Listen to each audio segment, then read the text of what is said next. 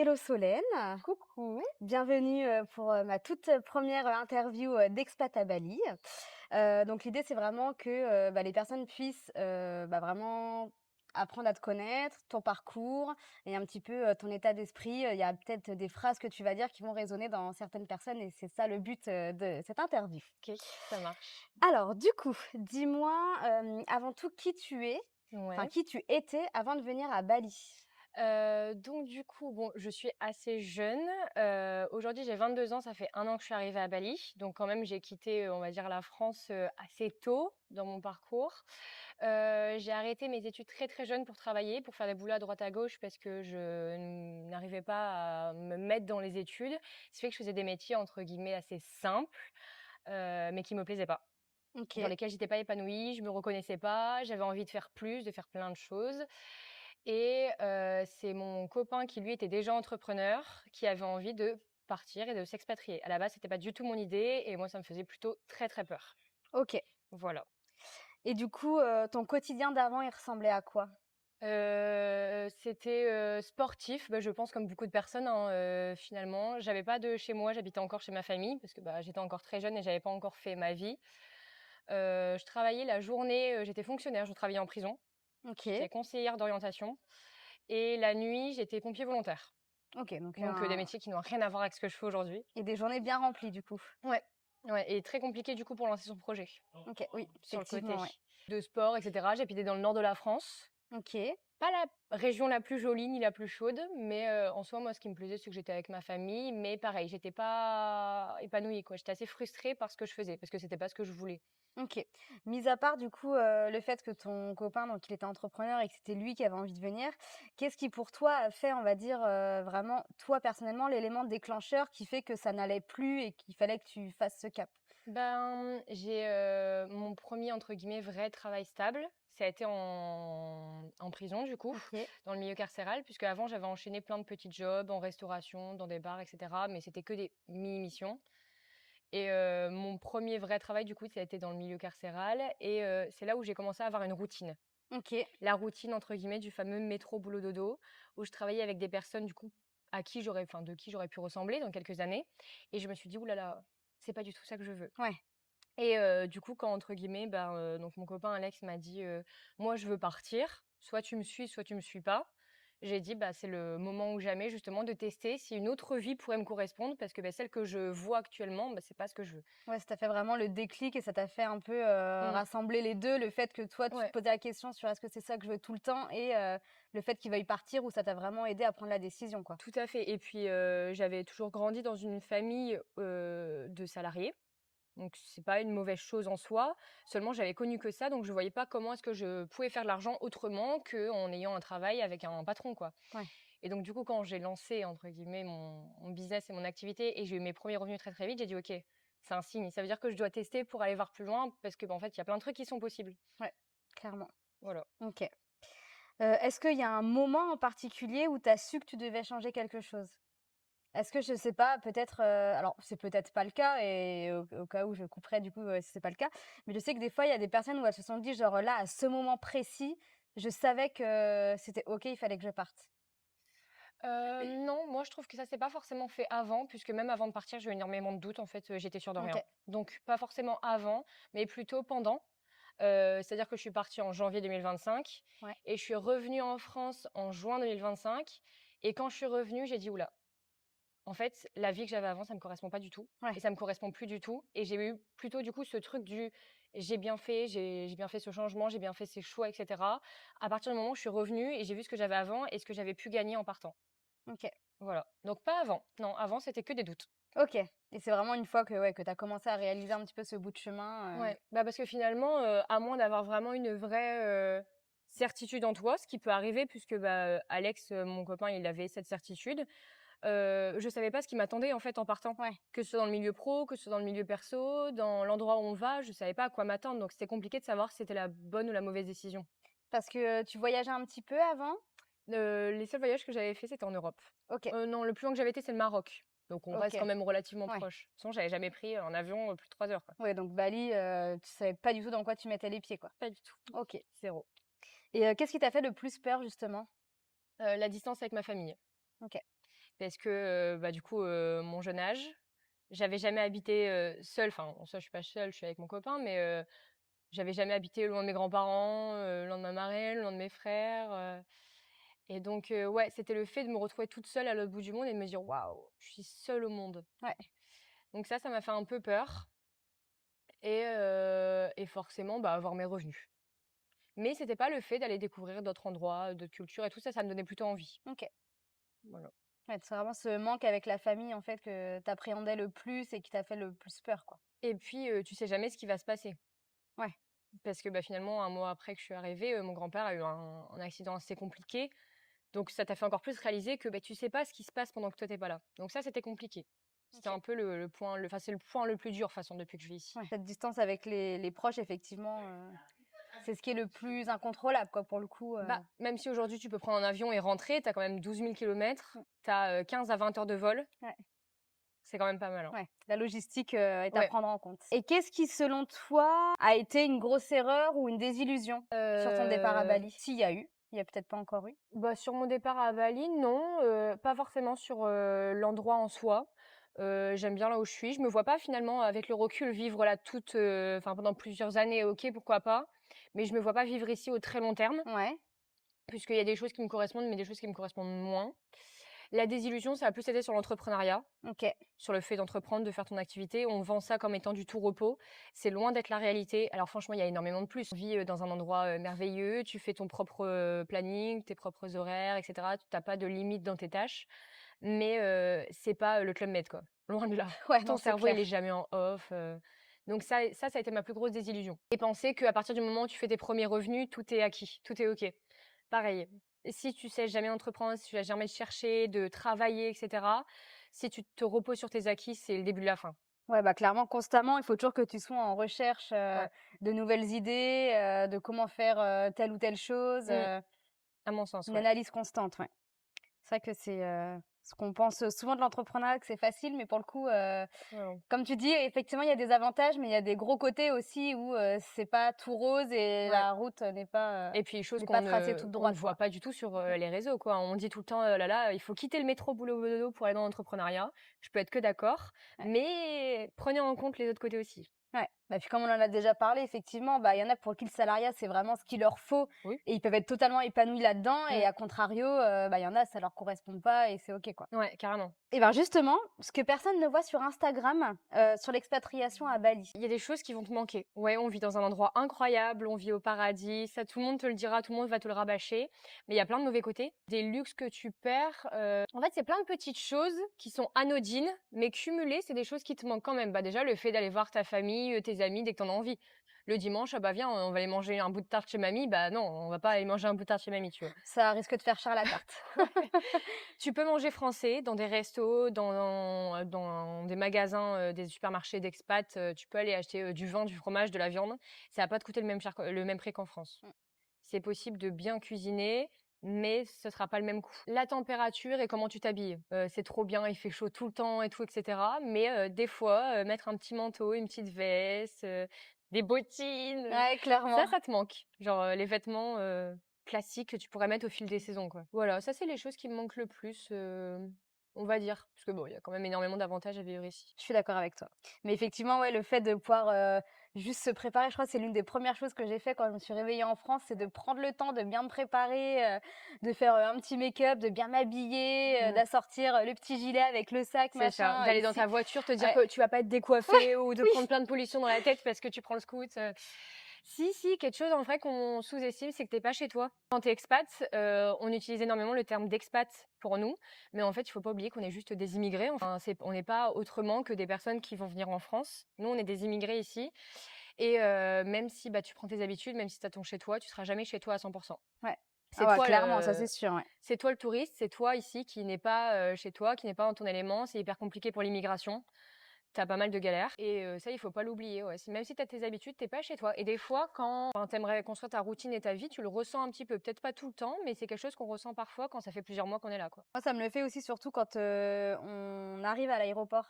Ouais. Alors, il y a un côté où toi, personnellement, tu te sens chez toi parce que, bah, quelque part, c'est un peu ta nouvelle maison. Mais quand il faut que tu passes, cette partie de la douane où, bah, finalement, il faut qu'ils checkent ton passeport et Ouais. tout et que tu as le passeport français, oui, c'est vrai que tu as ce côté où, non, c'est vrai qu'on n'est pas, Ah ouais, c'est pas comme quand on rentre en France pour le coup, voilà. je te rejoins là-dessus, ouais. Qu'est-ce qui t'aide le plus à tenir? Parce que justement, il y a ce côté, vis-à-vis des proches où des fois ça peut être très dur. C'est quoi qui vraiment quand des fois, bah, tu penses, où tu vas te dire: «Non, bon, bah, allez Solène, regarde, On va dire qu'il y a 2 aspects à ça. L'aspect, qu'est-ce qui me booste au quotidien? Ça va être de ce choix, je l'ai fait pour une raison. J'ai pas été, une enfant malheureuse, loin de là, il y a bien pire que moi, mais on va dire que j'ai eu une famille avec des niveaux, moyens. J'ai connu les fins de mois compliquées, j'ai connu le: «Est-ce qu'on part en vacances ou est-ce qu'on achète une nouvelle voiture?» Ouais. J'ai connu le: «Bah non, faut attendre le salaire qui tombe si tu veux des nouvelles chaussures» et je me suis toujours promis que c'est pas quelque chose que j'offrirai à mes enfants. Je veux leur, ouvrir l'esprit avec un voyage. Je veux qu'ils aient pas à choisir entre tel sport ou tel sport parce que ça coûte cher.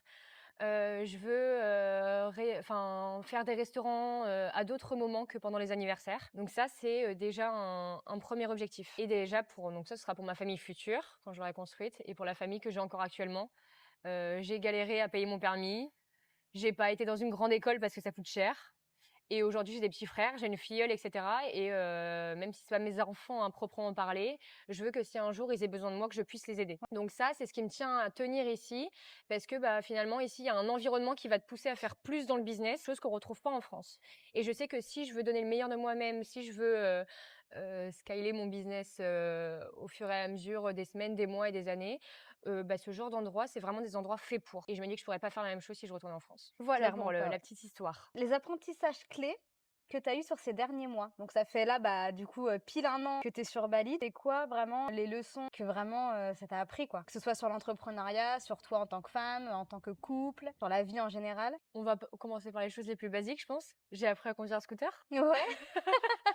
J'ai appris à conduire un scooter, à essayer de me débrouiller en anglais, parce qu'on peut pas dire que la France soit le pays le plus anglophone au possible. Justement, tu parlais beaucoup anglais avant ou pas du tout? Pas du tout. J'avais le niveau scolaire, quoi. Donc Brian in the kitchen, ça Ouais, s'arrêtait là, voilà, quoi. Brian is in the OK. kitchen, exactement. Un accent nul au possible, mais français, quoi. Quand je parlais anglais, Ouais. on me disait: «Oh là là, toi, tu viens de France». Donc ouais, j'ai commencé. Alors, je suis pas bilingue aujourd'hui, parce que bon, on rencontre pas mal de Français. Elle se débrouille quand même pas mal. Mais aujourd'hui, je suis capable de tenir une conversation en anglais, j'ai des amis qui parlent anglais et ça va, quoi. Donc ça, c'est les apprentissages les plus basiques, mais assez gratifiants. Ouais, clairement, bah, Voilà. le luxe de pouvoir parler anglais, oui et indonésien, tu commences aussi un peu à parler indonésien? Ouais, j'apprends. Moi, j'aime bien, même quand tu voyages dans d'autres pays, bonjour, merci, au revoir, Ouais, c'est, le minimum, je trouve, même si tu es immigré, ouais, à essayer d'apprendre à parler la la langue du pays, c'est ouais, le la langue minimum. locale, ouais. Autre apprentissage, là, ce sera du coup plus le côté, expat, mindset, rythme de vie. Tu contrôles rien. Tu contrôles rien et je trouve qu'en France et ça m'allait très bien, parce que je suis quelqu'un qui est très carré, très ordonné, on apprend à contrôler la moindre minute de la journée. Partir à telle heure, rentrer à telle heure. Alors bien sûr, il y a tout le temps des petits aléas dans ta vie de tous les jours, la voiture qui veut pas démarrer, l'enfant qui est malade, enfin bref. Voilà, mais ici, je trouve que tu es obligé de voir les choses différemment. Tu vas souvent voyager, tes avions qui sont en retard, supprimés, annulés, enfin, il y a plein d'aléas comme ça. De sortir, tu es habillé en blanc, tu te tapes, une des averses tropicales, de Bali, donc ça, c'est pas mal aussi. Enfin, vraiment ici, tu apprends à faire les choses différemment et surtout en vivant à Bali, en Indonésie en général, les Indos, ils ont pas le même rapport que nous autant. Eux, c'est vraiment, leur religion, leur journée qui font leur planning et leur temps. Eux, ils sont pas stressés, tu vois? Et tu rendez-vous avec eux à 9 heures, ils vont arriver à 10h30, mais tranquille, la clope au bec, enfin sans pression, quoi. Alors que toi, tu es comme une ouf parce que tu avais rendez-vous il y a 1h30 et vraiment ça t'apprend à vivre autrement, je trouve et ça, c'est quelque chose qui est bien. Tu te sens plus légère au quotidien. C'est vrai qu'on se met beaucoup de pression, nous, par rapport au temps. Alors, je travaillais en magasin, donc forcément, pareil, quand les filles, elles devaient commencer à telle heure, c'était telle heure. Mais c'est vrai que, ouais, ici, ça fait relativiser, bien que pour le coup, en France, Ouais. on reprend vite nos habitudes, mais c'est vrai qu'ici, c'est agréable, ouais, de se dire, Ouais. le temps, il passe différemment et pas de pression, quoi. Ouais, ouais et puis tu t'inspires finalement des locaux, en te disant: «Beh, regarde, à quel point ils sont heureux, quoi». Ils ont pas la meilleure vie, ils ont pas le meilleur niveau de vie Ouais. et ils sont chill, ils sont relax, ils ont tout le temps le sourire, et ça te dit, enfin, en fait, ça te réapprend les règles de vie qu'on t'a toujours inculquées en étant en France, en te disant: «Merde, est-ce que le fait d'être stressé et de vouloir toujours être à l'heure, est-ce que c'est une si bonne chose que ça?» À quoi ressemble ta vie maintenant? Tu devais résumer un petit peu la vie que tu as, maintenant? Je prends, alors je suis très jeune, j'ai pas encore d'enfant, mais comparé à la vie que j'avais avant, je prends énormément soin de moi.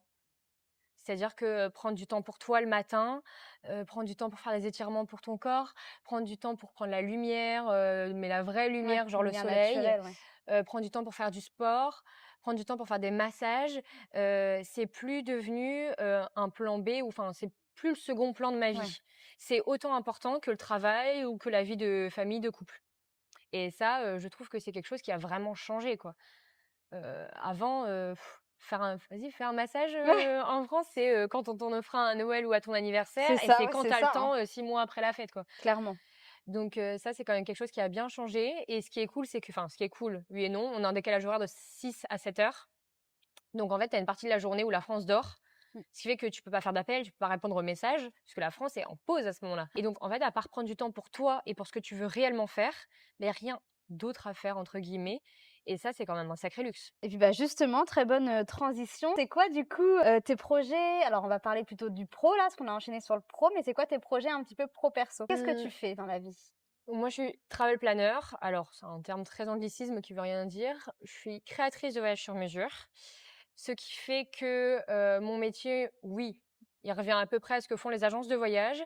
Sauf que moi, je suis vraiment, vraiment personnalisée par personne, par type de voyage, par type de profil de voyageur. Ils viennent me voir et m'exposent leur destination, leur projet. Et moi, mon but, c'est de faire de leur projet, de leur rêve, un voyage concret, de les aider sur le terrain, que ce soit au niveau de la langue, que ce soit au niveau de l'organisation. Je peux leur trouver des guides et des chauffeurs, ce genre de choses. Alors, je propose plein de destinations, mais bien évidemment, en vivant ici, j'essaie de me spécialiser sur l'Indonésie, qui amène peut-être à mes futurs projets. J'avais déjà pour projet l'année dernière, mais les événements perso ont fait que ça n'a pas été fait. Cette année, du coup, j'aimerais mettre en place mon premier voyage de groupe, un voyage du coup de 9 filles plus moi à Bali avec juste pour, principe de, se retrouver, prendre du temps pour soi et je trouve que Bali, c'est vraiment une destination idéale pour ça. Loin du métro boulot dodo, Ouais, loin des obligations, de couple, familiales, de parents, loin du stress et de tous les événements que tu as pu vivre au cours de ta dernière année ou au cours de tes derniers mois, vraiment. 1 semaine, enfin 10 jours plutôt, de voyage pour apprendre à te retrouver et à t'écouter et j'aimerais trop bien bien. mettre en place ça cette année. Voilà. Ça se fera, je j'en doute pas. Je travaillais pour en tout cas. L'idée est déjà là depuis un moment, mais elle n'avait pas pu se mettre en place. Donc les fondations sont là, reste plus qu'à bâtir la chose. Et ce qui te rend le plus fier? Ben, mon parcours, C'est beau. aussi étonnant que ça soit puisque, j'ai pas une confiance en moi qui est énorme, et j'ai beaucoup douté de tout ce que j'ai fait. Je suis pas fière de toutes les étapes de ma vie, mais aujourd'hui quand je regarde, mon point A et mon point d'arrivée aujourd'hui, enfin mon point de départ et mon point d'arrivée, je me dis: «Bah, en fait, tu peux être fière de toi» parce que, ben, quand j'écoute différents parcours, il y a des parcours qui sont plus, originaux, des parcours qui sont plus vertigineux, des parcours qui sont plus plats et quand je regarde le mien, je me dis: «Bah, en fait, il est beau aussi, il y a eu pas mal de cassages de gueule, mais il y a eu pas mal de moments où j'ai travaillé pour me relever et ça, c'est chouette parce que, bah, j'ai que 22 ans et si j'ai déjà fait ça en quelques années, je me dis que, bah, les années à suivre Ouais. risquent d'être jolies si je continue sur cette lancée-là, quoi. J'ai hâte de voir la Solène, à 30 ans. J'espère, j'espère que j'arriverai à faire ce que j'imagine aujourd'hui. Tu as fait d'ailleurs, un petit, vision board ou vraiment tes objectifs pour la Solène de 30 ans? Ouais. Sans spécialement nous dire, ce que tu as fait, mais est-ce que c'est dans ton délire, enfin dans ton délire, un peu ce côté-là, planification, dream board, visualisation? Bon, 30 ans, c'est peut-être un peu lointain, puisque OK, aujourd'hui, bon, j'en ai 22 et rien que par rapport à mon vision board de l'année dernière, donc sur juste 1 an, tout ce que je m'étais fixé et finalement tout ce qui s'est réellement passé et tout ce que j'ai réellement pu faire, il y a, 3 mondes différents. Donc j'essaye de voir un peu plus court terme et réaliste, mais j'ai bien compris que j'adorais créer des choses et que finalement aujourd'hui faire de l'argent et augmenter mon business, c'était plus qu'une question d'argent, mais c'était une question de ce que ça pouvait t'offrir. OK. De l'ambition, de la créativité, du challenge, et c'est des choses incroyables. Donc ouais, voilà, cette idée de pousser mon business, de me pousser moi et de pousser mes revenus pour encore plus ouvrir le champ des possibles. Ça, c'est pour les prochaines années. Ne jamais m'arrêter de créer, d'imaginer. J'adore créer et c'est ça que j'adore dans l'entrepreneuriat, c'est que je suis jamais limitée à une tâche. Toujours faire plus, toujours, si j'ai une idée, ben, pas me dire, «Ah bah, est-ce que ça va fonctionner ou pas?» Non, si j'ai Ouais. une idée, c'est vas-y fonce et tu verras, au pire, ça pourra t'apporter que du plus. Et forcément, continuer à prendre soin de moi, continuer à faire du sport, à me challenger en essayant de nouvelles choses, de nouvelles activités, de nouvelles destinations, rencontrer de nouvelles personnes. Et c'est des choses que j'ai commencé à mettre en place ces derniers mois et qui m'apportent, que du bonheur et que du plus. Donc aucune raison d'arrêter dans les prochaines années. J'aime bien poser cette question. À quelle Solène, si tu devais remonter dans le temps, à quelle Solène tu aimerais parler et qu'est-ce que tu aimerais lui dire? Je pense que le moment le plus, «compliqué» entre guillemets dans ma jeune et petite vie, ça a été autour de mes fin 17, début 18 où, j'ai pris pas mal de claques et je me suis rendu compte que ce que c'était réellement la vie, que non, c'est pas plat, que c'est des vraies montagnes, il y a des hauts et beaucoup de bas parfois. Et cette période-là a été très, très compliquée pour moi. Je suis tombée à genoux pas mal de fois, je me suis pris pas mal de claques et malheureusement, c'est des moments où, je me suis laissée abattre par ce qui m'est arrivé. J'ai subi les choses, je me suis laissée complètement aller, je me suis laissée tomber. Et aujourd'hui, quand je vois ma vie et quand je vois les choses que j'entreprends, quand je vois comment je réagis aux obstacles, je me dis en fait, je sais que c'est compliqué, je sais que c'est dur parfois, je sais que très souvent tu as envie de tout abandonner parce que tu dis: «Waouh, c'est trop compliqué, pourquoi on me donne ça à moi, en fait, qu'est-ce que j'ai fait de mal?» Mais continue, continue, avance, parce que même si les choses sont parfois dures, elles vont construire la future toi. Même quand tu tombes à genoux, tu vas forcément te relever et la personne que tu seras sera différente, mais elle va apprendre de tous ses échecs, elle va apprendre de toutes ses chutes et ça va aller. Ça va aller, avance, ça fera partie de toi, tu vois. Très beau. Et une phrase forte qui t'a, percutée, qui t'a vraiment marquée, qui t'a peut-être fait, basculer ton mindset? Du coup, ça revient un peu à ce que je disais juste avant. La question précédente, c'est pas forcément une phrase, pas forcément une citation, mais plutôt un aspect du mindset, un aspect de voir les choses, de ta vision. Tu n'as pas le droit de t'inquiéter, tu n'as pas le droit de pleurer ou de te faire un sang d'encre pour quelque chose que tu ne peux pas contrôler. Que tu te remettes en question à propos des choses dont tu peux faire quelque chose. C'est-à-dire, si il se met à pleuvoir, t'as pas le droit de pleurer, t'as pas le droit de crier, t'as pas le droit de péter un câble, parce que c'est pas parce que tu vas faire tout ça qu'il s'arrêtera de pleuvoir pour autant. Alors que ta réussite, alors que les choses que tu entreprends, alors que les relations que tu as, ça dépend réellement de toi. Pour ça, fais-y quelque chose. Pour ça, tu peux t'inquiéter. Pour ça, tu peux te remettre en question. Sinon, les choses que tu peux pas contrôler, accepte. Et encore une fois, ça rejoint ce que je disais avant. Avance, accepte, continue, et ça va aller. Voilà, tout simplement. OK, nickel. Merci beaucoup, Solène. C'était la dernière question du coup de cette, 1re interview, d'expat à Bali. Merci à toi. Donc merci beaucoup, je suis sûre que je vais, réinterviewer, la Solène, de 30 ans avec de très, très beaux projets et de très belles réussites. J'espère aussi, j'espère. Et si tu veux faire un petit mot de la fin, c'est à toi. Je pense que si aujourd'hui il y a quelqu'un qui regarde ton interview, qui regarde ta vidéo, alors c'est peut-être parce qu'il a pour projet de s'expatrier, peut-être parce qu'il a pour projet de lancer un business, ou peut-être qu'il regarde juste ça, pour se divertir. Dans tous les cas, tu as forcément envie d'entreprendre des choses, que ce soit dans le créatif, dans le pro, dans le perso, et à partir du moment où il y a un doute, à partir du moment où tu te poses des questions, arrête tout et fais-le. À partir du moment où il y a un doute, il y a plus de doute. Ouais. Donc il faut que tu le fasses parce que sinon, ce sera que des regrets, alors que quand tu testes quelque chose, ça peut que t'apprendre du plus, même si tu réussis pas la chose que tu souhaitais faire. Nickel. Merci beaucoup et je te Merci dis, à à très toi. vite. À bientôt. Salut!